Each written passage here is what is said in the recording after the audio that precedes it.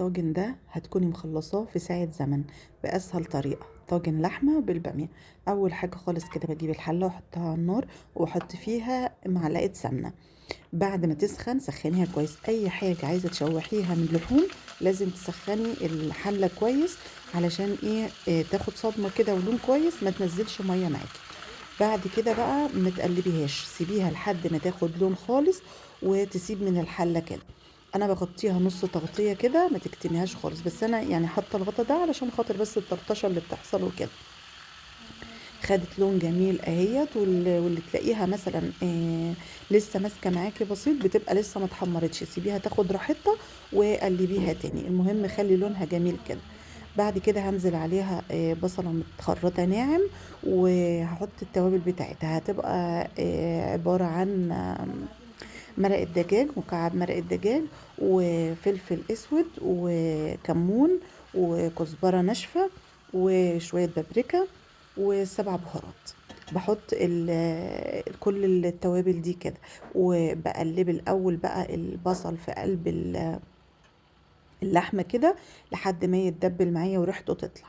بحط كل حاجه اهوت، وبعد كده مكعب مرقه اللي هي بتاعت اللحمه، واحط عليها الصلصه. الصلصه ديت انا عاملاها جاهزه، اللي انا كنت مخزناها علشان رمضان وكده. حطيتها هيت، وطبعا صلصه يبقى رشه سكر. هسيبها بقى تغلي شوية كده برضو في قلب الصلصة قبل ما ازود المية. هنا كنت غالية مية، وما تحطيش مية ساقعة عمرك، حطي مية مغلية. حطيتها على اللحمة هي، وبرضو هسيبها بقى تغلي كده لحد ما تبقى 3/4 سوا.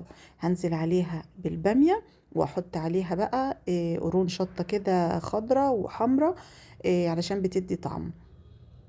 واحط كمان 5 6 فصوص توم. التوم ده في قلب الطواجن هيعجبك جدا، وخصوصا لما يكون الشوايه طايلاه كده وشويهولك، هيبقى طعمه حلو قوي.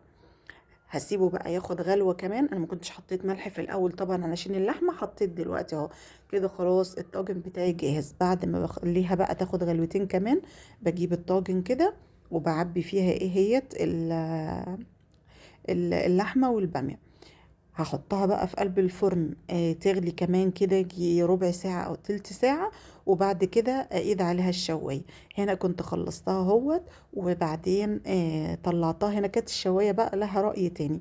كنت انا ظابطه التايمر بتاع الفرن لوقت معين كده لحد اذان المغرب، يعني علشان يكون وشها احمر.